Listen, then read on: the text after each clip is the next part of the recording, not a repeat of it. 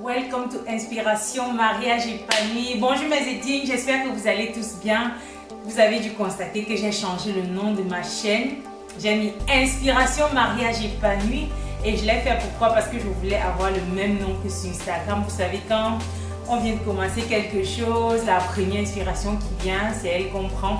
Et quand j'ai ouvert la chaîne, ce qui est venu en premier, que Namo m'a proposé, c'était les mots de nom. Mais avec le temps, j'ai mis Inspiration Mariage Épanoui sur Instagram parce que c'est ce qui correspondait plus à ce que je veux faire ou ce que je fais. Et je me suis dit, c'est bien d'avoir le même nom en fait sur toutes mes pages.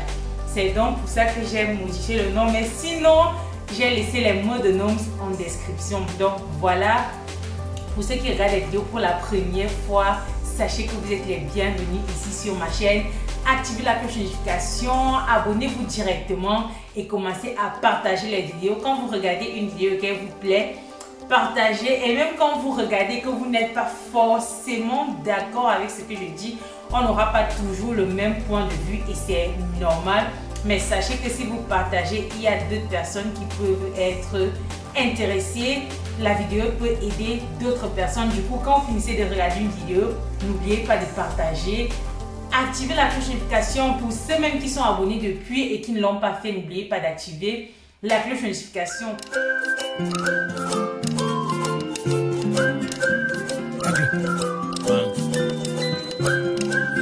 Dernièrement, il y a une personne qui m'a demandé pourquoi quand on se marie, on change en fait. Et la personne a dit vaut mieux rester dans la relation copain-copine ou alors avoir une relation libre ou quoi, parce que généralement quand les gens se marient, ils changent et tout, il n'y a plus trop ces petits trucs là qu'il y avait au début, ce qui faisait vibrer la relation. Bref, il n'y a plus tout ça en fait quand on se marie, pourquoi ça se passe comme ça. Et j'ai essayé de répondre avec un réel. Mais beaucoup ont réclamé une vidéo et d'ailleurs je suis contente parce que ça me prouve que ce que je fais n'est pas inutile quoi. Ça aide beaucoup de gens et il y a certains d'entre vous qui m'ont même demandé tu n'as pas fait de vidéo depuis, est-ce que tu as arrêté de faire les vidéos YouTube alors que ça ne faisait même pas un mois. Ma dernière vidéo date d'il y a une semaine au trop au trop. Donc ça me fait quand même plaisir de lire ce genre de messages. En fait, ça prouve que mes vidéos vous aident, vous aimez ce que je fais et tout. Et donc merci. Et pour la personne justement, quand j'ai donné la réponse, d'autres personnes n'étaient pas satisfaites et les gens ont tenu à ce que je parle de ça dans une vidéo. En fait, moi ce que je vais dire, c'est que les gens ne changent pas en fait quand ils se marient. C'est juste que quand on se marie avec une personne, on commence à se dire la personne et moi c'est pour toute la vie, la personne et moi ça ne va jamais finir. À la limite, on commence à prendre la personne pour acquis. Et c'est ce qui est très dangereux en fait quand on est déjà marié. C'est très dangereux de prendre l'autre pour acquis parce que à force de ne plus faire des efforts, quand vous étiez copain-copine, c'était des efforts, c'était je dois toujours être bien habillée, je dois séduire l'autre, je dois toujours créer des choses pour l'impressionner, pour qu'il y ait toujours la flamme. Mais maintenant, quand vous êtes marié, non, je n'ai plus d'efforts à faire, c'est ma personne de toutes les façons, elle ne peut plus partir, il ne peut plus partir. Mais sauf que si vous restez dans comment je vais dire, si vous restez avec cette idée dans la tête, une routine va s'installer dans votre couple et la routine justement brise les couples. Donc je vais déjà dire à la personne, ce n'est pas que les gens chantent dans le mariage, c'est juste que quand on s'est déjà mis avec une personne pour toute la vie, on se dit que non, la personne ne peut plus nous quitter et on commence à prendre la personne pour acquis, on ne fait plus des efforts. Mais comment faire donc pour ne pas tomber dans cette routine qui peut pousser à beaucoup de choses, parce que parfois quand on tombe dans la routine, on commence à s'ennuyer avec l'autre, on ne veut plus être avec l'autre, on veut voir d'autres personnes et c'est comme ça que l'infidélité s'installe. Ce n'est pas pour justifier l'infidélité, ce n'est même pas pour dire qu'il y a des raisons. Mais ce que j'aimerais dire, c'est que nous, en tant qu'époux, il faut qu'on fasse le maximum en fait pour essayer de maintenir la flamme, pour essayer de toujours avoir un couple toujours amoureux, toujours bien. En fait, le bien-être de notre couple doit être notre priorité, ça doit être une de nos priorités en fait, de toutes les façons. Donc, il faut qu'on tienne compte de toutes ces choses-là qu'on faisait quand on était copain-copine pour ne pas justement tomber dans cette routine. Quand vous étiez copain, copine, comme j'ai dit au départ, chacun essayait de toujours bien se mettre, chacun s'habillait bien, chacun faisait des efforts. Mais une fois dans le mariage, la femme commence à mettre seulement les cabas parce que c'est toujours, nous les femmes, nous on tombe très vite dans ça. Tu dois prendre soin de la maison, tu dois prendre soin de l'enfant et quand il faut prendre soin de toi, tu trouves que ça fait trop, tu es fatigué et du coup tu fais tout ce qu'il y a à faire et toi en dernier. Mais en fait, ça ne doit pas être le cas. Tu ne dois pas prendre soin de la maison et il faut que les femmes sachent que nous on fane en fait. On fane très vite. Là, je parle du général. Quand je parle d'un sujet, il faut que vous compreniez que je parle vraiment du général. Je ne suis pas en train de parler d'un cas particulier. Et nous, les femmes, on fane très vite. Un homme de 50 ans va aller chercher une petite fille de je ne sais quel âge. Et ça existe dans nos sociétés, Je ne suis pas en train de dire que c'est normal, mais juste pour vous faire comprendre qu'à un moment donné, ça devient un peu difficile pour la femme. Et donc, il ne faut pas entrer, il ne faut pas tomber dans ce jeu. Nous, les femmes, on doit même prendre soin de nous à la base. Tout le monde à la base doit prendre soin de lui pour son bien-être, quoi. Personnellement, tu dois toujours être au top parce que tu dois te sentir bien. Et plus encore, nous les femmes, pourquoi? Parce que comme je dis, nous on fane très vite. Si tu te laisses aller, c'est la vieillesse qui va arriver, c'est les rides, c'est ta peau qui va commencer à noircir alors que tu n'es pas forcément noire, c'est ta peau qui va commencer à être un jas, bref.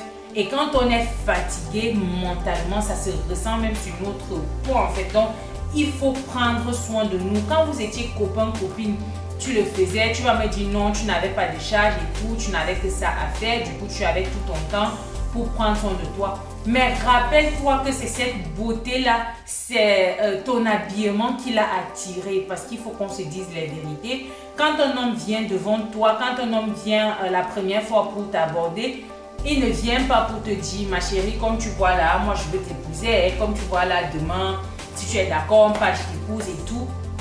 Non, un homme généralement quand il vient, c'est parce qu'il y a quelque chose sur vous qui l'a attiré. Et pareil, quand nous-mêmes on accepte, c'est parce qu'il y a quelque chose qui nous plaît sur la personne. Il ne faut pas qu'on se mente.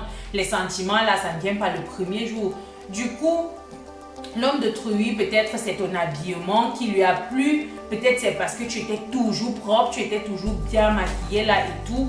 C'est ça qui l'a attiré. Et maintenant vous êtes marié, tu ne le fais plus parce que tu estimes que tu travailles trop. Si tu travailles trop, vois avec ton mari pour qu'il essaie de prendre aussi une partie des choses à la maison. Et ça revient à ce que on disait dans notre précédent live, là qu'on a eu la dernière fois, par rapport aux tâches de la maison en fait.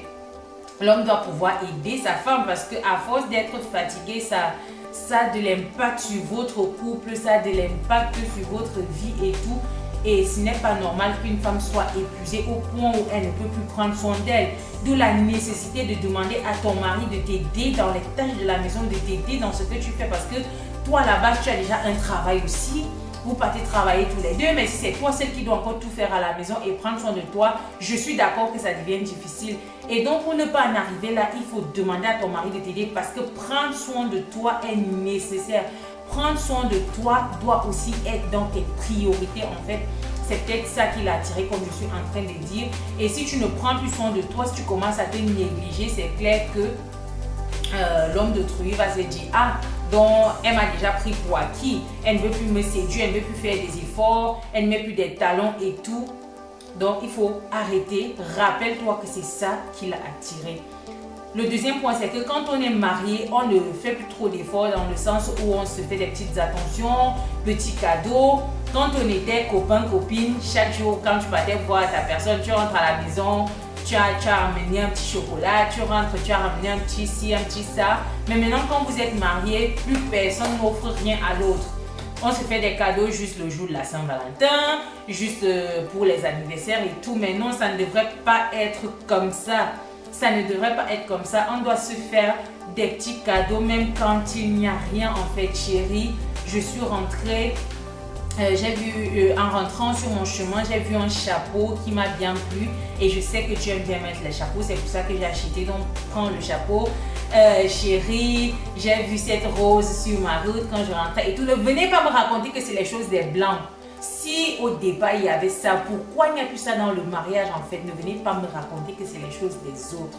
Ça nous concerne tous, les petits gestes d'attention. Et justement, quand on parle de ça, il faut même créer. Ça veut dire que même si quand vous étiez copain, copine, il n'y avait pas ça, il faut chercher d'autres idées, il faut innover. Et moi, je pense même que c'est plus nous les mariés là en fait qui avons un challenge en fait. C'est plus nous qui devons avoir, j'ai pas envie de dire cette pression là, mais on a plus d'efforts à faire parce que là, tu es appelé à voir la personne tous les jours, vous êtes toujours ensemble, bref, vous passez la plupart de votre temps ensemble. Du coup, si vous n'avez pas des choses que vous mettez dans votre vie, de nouvelles choses et tout, ces petits trucs là qui vont pimenter votre relation, c'est clair qu'à un moment donné, vous allez tomber dans la routine et plus rien ne va marcher dans votre couple.